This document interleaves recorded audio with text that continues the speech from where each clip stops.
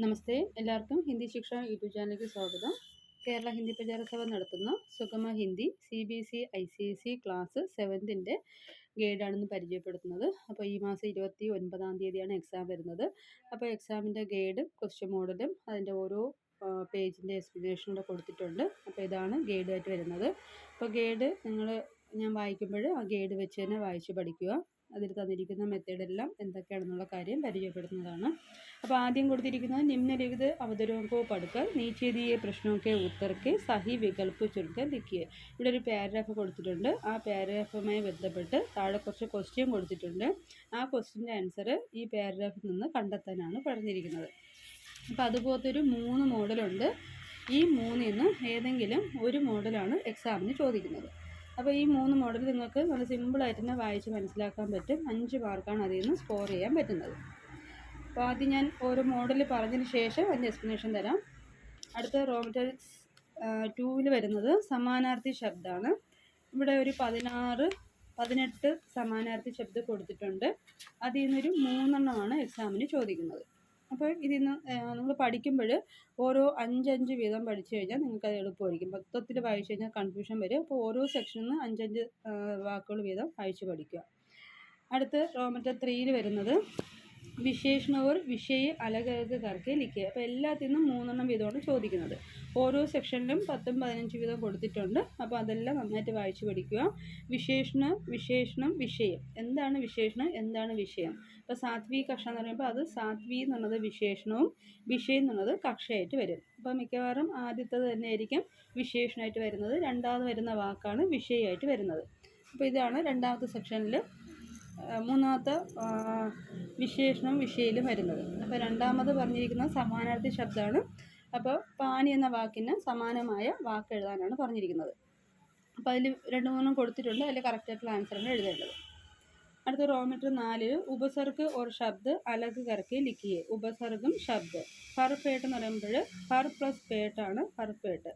അധർമ്മം എന്ന് പറയുമ്പോൾ ആ പ്ലസ് ധർമ്മം. അപ്പോൾ ഉപസർഗ് ആദ്യം എഴുതുക, പിന്നെ അതിൻ്റെ ശബ്ദം എഴുതുക. അതിലും 15 കൊടുത്തിട്ടുണ്ട്. അതിൽ നിന്നും 3 പരീക്ഷയ്ക്ക് വരുന്നത്. അടുത്ത റോമറ്റർ 5ൽ വരുന്നത് ദിയേ ഗയേ ശബ്ദവും കോ നിർദ്ദേശാനുസാർ അലഗ് അലഗ് കംഭോമേ ലിഖിയെ. ഇവിടെ സ്ത്രീലിംഗവും പുല്ലിംഗവും കൊടുത്തിട്ടുണ്ട്. അപ്പോൾ അതിൽ സ്ത്രീലിംഗം ഏതാണ് പുല്ലിംഗം ഏതാണെന്ന് നോക്കി എഴുതുക. അടുത്ത 6ാമത്തത് വിലോം ശബ്ദമാണ്. ഓപ്പോസിറ്റ് എഴുതാനാണ് പറഞ്ഞിരിക്കുന്നത്. 14 കൊടുത്തിട്ടുണ്ട്. അതിൽ നിന്നും 3 എക്സാമിന് വരുന്നത്. അടുത്ത 7ാമത്തത് കാല് പേച്ചാൻ ലിഖിയെ. ഇതിൽ കൊടുത്തിരിക്കുന്ന സെൻറ്റൻസ് ഏത് കാലത്തിലാണെന്നുള്ളത് എഴുതുക. ടെൻസാണ് ഇവിടെ ഉദ്ദേശിക്കുന്നത്. അടുത്ത 7ാമത് വർണ്ണ വിച്ഛേദ കീജിയെ. 12 കൊടുത്തിട്ടുണ്ട്. അത് വിച്ഛേദിച്ച് എഴുതാനാണ്. അതൊക്കെ എളുപ്പമാണ്. അടുത്ത് 9ാമത്തത് രേഖാങ്കിത ശബ്ദമൊക്കെ ബഹുവചൻ ശബ്ദം. അണ്ടർലൈൻ കൊടുത്തിരിക്കുന്ന വേഴ്സിൻ്റെ ബഹുവചനം എഴുതാനാണ് കൊടുത്തിരിക്കുന്നത്. അപ്പോൾ ലടുക്കി ലടുക്കിയ. അപ്പോൾ ദീർഘങ്ങൾ കൊടുക്കുമ്പോൾ അത് കറക്റ്റായിട്ട് എന്ത് ചെയ്യുക കൊടുക്കുക. അപ്പോൾ അതിലൊരു 15 കൊടുത്തിട്ടുണ്ട്. അതിൽ നിന്ന് ഏതെങ്കിലും 4. അടുത്ത് 10ാമത്തത് ഉചിത പ്രത്യയ ചുൻകർ ലിഖിയെ. യഹ് പ്ലസ് ക ഇസ്ക വഹ് പ്ലസ് ക ഉസ്ക. അപ്പോൾ അത് പഠിക്കാൻ എളുപ്പം. യഹാണെങ്കിൽ ഇസ്ക വഹാണെങ്കിൽ ഉസ്ക. ഏ ഇൻക വേ ഉൻക. അപ്പോൾ ആദ്യം നിങ്ങൾ സജ്ഞയും വിഭക്തിയും മനസ്സിലാക്കി വേണം പഠിക്കേണ്ടത്. വിഭക്തി വരുമ്പോൾ കാ കെ കി കോ സേ മേം പർ നേ കേ ലിയെ ആ രീതിയിലായിരിക്കും വരുന്നത്. അപ്പോൾ യഹ് പ്ലസ് ക ഇസ്ക ഇസ്ക ഇസ്കെ ഇസ്കി ഇസ്കോ ഇങ്ങനെ പോകാം.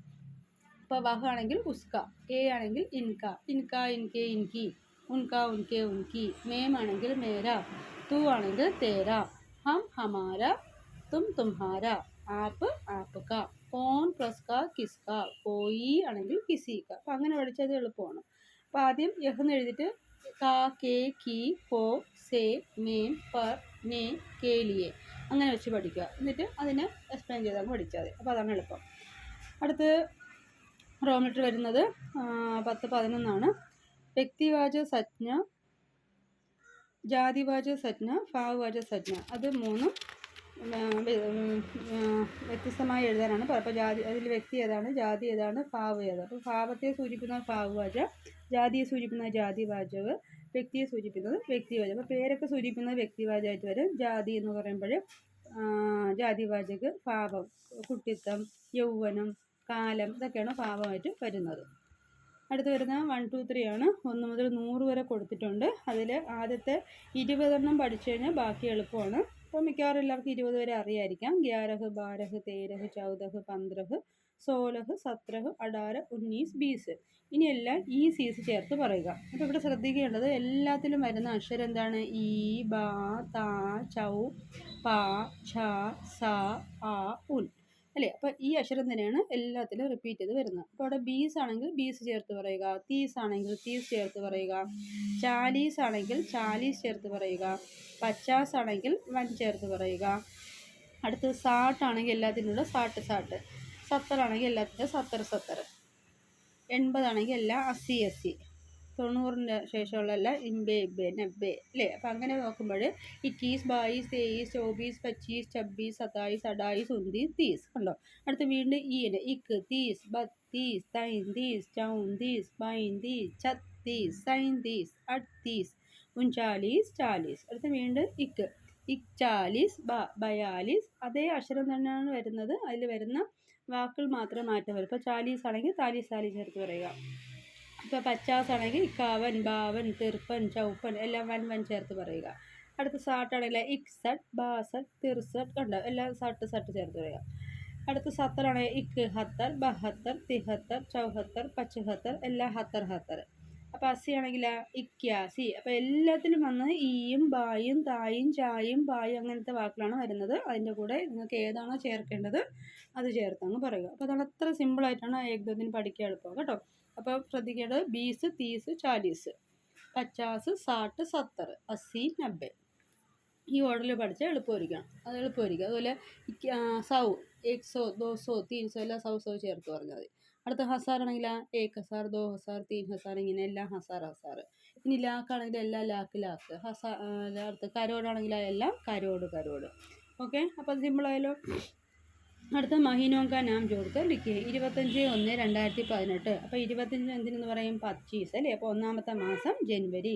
ഇനി 2018 2018. അപ്പോൾ 18 വരുന്നതെല്ലാം 18 ചേർത്ത് പറയുക, 20 വരുന്നതെല്ലാം 2000 അങ്ങനെ ചേർത്ത് വേണം. ഓക്കെ, അപ്പോൾ അത് എളുപ്പമല്ലോ. അടുത്ത് വരുന്നത് വാക്യ ശുദ്ധ കർക്ക് ലിഖിയേ. ശുദ്ധമായിട്ട് എഴുതാനാണ്. അപ്പോൾ ചെറിയ മിസ്റ്റേക്ക് ഉണ്ട്, അത് നോക്കി എഴുതുക. മെയിൻ 3 5 എന്ന് പറയില്ല. അപ്പോൾ 5 എന്ന് പറയുമ്പോൾ തന്നെ ഒരുപാട് വരും അല്ലേ? 3 വന്നിട്ടുണ്ട്. അപ്പോൾ എന്തായിരിക്കും? ഹം ആയിരിക്കും വരുന്നത്. ഹം 3 5 ഹെ, ബച്ചേ രോത്തേ ഹെ. ബച്ചേ റോത്ത എന്നാണ് കൊടുത്തിരിക്കുന്നത്. അപ്പോൾ ആൻസർ ബച്ചേ രോത്തേ ഹെ. അപ്പോൾ ഞാൻ വായിക്കുമ്പോൾ നിങ്ങളുടെ ടെസ്റ്റ് നോക്കി തന്നെ വായിക്കാം കേട്ടോ. അപ്പോൾ അതാണ് എളുപ്പം. അപ്പോൾ ആൻസർ വായിച്ചു പോകാം, ക്വസ്റ്റ്യൻ നോക്കണ്ട. അപ്പോൾ ഹം 3 5 ഹെ, ഞങ്ങൾ 3 സഹോദരാണ്. ബച്ചേ രോത്തേ ഹെ, കുട്ടികൾ കരയുന്നു. ആപ്പ് ചായ് പി ജി, അവിടെ ആപ്പ് വന്നുകൊണ്ടാണ് പി ജി വന്നത്. അപ്പോൾ തുമ്മാണെങ്കിലും ഓ. അപ്പോൾ അവിടെ വിധിരൂപം ശ്രദ്ധിക്കുക. തൂ വരുമ്പോൾ ആ, തും വരുമ്പോൾ ആവോ, ആപ്പ് വരുമ്പോൾ ആയേ. അപ്പോൾ ആവോ ആയേ, ജാവോ ജായേ, ഖാവോ ഖായേ. ആ രീതിയിലാണ് അവിടെ ശ്രദ്ധിക്കേണ്ടത്. അടുത്ത ഉസ്നെ റോട്ടി ഖായ്, അവൻ റൊട്ടി കഴിച്ചു. മുജെ സിനിമ ജാനാ ഹെ, എനിക്ക് സിനിമ കാണാൻ പോകണം. തും അപ്പന കാം കരോ, നിങ്ങൾ നിങ്ങളുടെ ജോലി ചെയ്യൂ അല്ലേ? അപ്പോൾ ഇവിടെ തും വന്നുകൊണ്ടാണ് കരോ വന്നത്. ദീവാർ പർ ചിത്ര ഹെ, ചുവരിൽ എന്തുണ്ട്? ചിത്രമുണ്ട്. വേ ലോഗ് ആകെ, അവർ എത്തിക്കഴിഞ്ഞു. അപ്പോൾ വേ വന്നുകൊണ്ടാണ് അവിടെ ഹൈം വന്നത്. അവിടെ ചിഹ്നമൊക്കെ ഇട്ടില്ലെങ്കിൽ മാർക്കുകളൊക്കെ പോകും. അപ്പോൾ അതൊക്കെ ശ്രദ്ധിച്ച് തന്നെ ചെയ്യും കേട്ടോ. അപ്പോൾ അടുത്തതിലെടുക്കാം. പുസ്തകം പഠിത്താ ഹെ, കുട്ടി പുസ്തകം വായിക്കുന്നു. തും പാഠ് പഠുക, നിങ്ങൾ പാഠം പഠിക്കുവിൻ. വഹ് കാം കർ സക, അവൻ ജോലി ചെയ്ത് കഴിഞ്ഞു. ഹം ഘർ ആയേ, ഞങ്ങൾ വീട്ടിൽ വന്നു കഴിഞ്ഞു. മേ അപ്പന കാം കർ രഹാ ഹൂ, ഞാൻ എൻ്റെ ജോലി ചെയ്തുകൊണ്ടിരിക്കുന്നു. അവിടെ മേം വന്നിട്ടാണ് ഹൂം വന്നത്. മേരാ നാം വിനോദ് ഹെ, എൻ്റെ പേര് വിനോദാണ്. ഓക്കെ, കറക്റ്റായല്ലോ. അപ്പോൾ നിങ്ങൾ പഠിക്കുമ്പോൾ ഓരോ റോമിലിട്ടിൽ നിന്നും നോക്കി തന്നെ പഠിച്ചു പോവുക. എല്ലാത്തിൽ നിന്നും 5 എണ്ണം വീതം എഴുതി പോകും കേട്ടോ. അപ്പോൾ പിന്നെ പഠിച്ച് എളുപ്പമായിരിക്കും. പിന്നെ നിങ്ങൾ സ്വയം ക്വസ്റ്റ്യൻ പേപ്പറൊക്കെ തയ്യാറാക്കുക. അതായത് ഓരോ സെക്ഷനിൽ നിന്നും ഒരു 4 ക്വസ്റ്റ്യൻ വീതം എഴുതുക. അങ്ങനെ ഈ ഒരു ഗൈഡിൽ നിന്ന് നിങ്ങൾക്ക് സ്വന്തമായിട്ടൊരു 3 ക്വസ്റ്റ്യൻ ഉണ്ടാക്കാൻ പറ്റും. അപ്പോൾ ഞാൻ ഇതിലൊരു മോഡൽ കൊടുത്തിട്ടുണ്ട്. അതേ മോഡൽ നിങ്ങൾ തന്നിരിക്കുന്ന ഗൈഡ് നന്നായിട്ട് എഴുതി പോവുക. അപ്പോൾ റാങ്ക് കണക്കാക്കി നിങ്ങൾക്ക് മാർക്ക് കിട്ടും. ഇപ്പോൾ രമേഷ് ഡേഷ് ബുക്കാർ ഹെ, അവിടെ പ്രത്യേകം ചേർക്കാനാണ്. പ്രത്യേകത വരുന്നത് കാക്കേ കീക്കോ അല്ലേ? അപ്പോൾ രമേഷ് കോ ബുക്കാർ ഹെ, രമേഷിന് സുഖമില്ല. മോഹിത് കാ ഘർ ബഡാ ഹെ, മോഹിത്തിൻ്റെ വീട് വലുതാണ്. രാധ ഗണേഷ് കി ബഹൻ ഹെ, രാധ ഗണേഷിൻ്റെ സഹോദരിയാണ്. ബച്ചെ ചത്ത് പർ ഖേൽത്തെ ഹെ, കുട്ടികൾ തിട്ടയിൽ കളിക്കുന്നു. ഭാരത് കെ ലോഗ് ഹിന്ദി ജാൻത്തെ ഹെ, ഭാരതത്തിലെ ആൾക്കാർക്ക് ഹിന്ദി അറിയാം. 6ാമത്തത് മേ സാമ്പ് സെ ഡർത്താ ഹൂ, ഞാൻ സർപ്പത്തെ ഭയക്കുന്നു.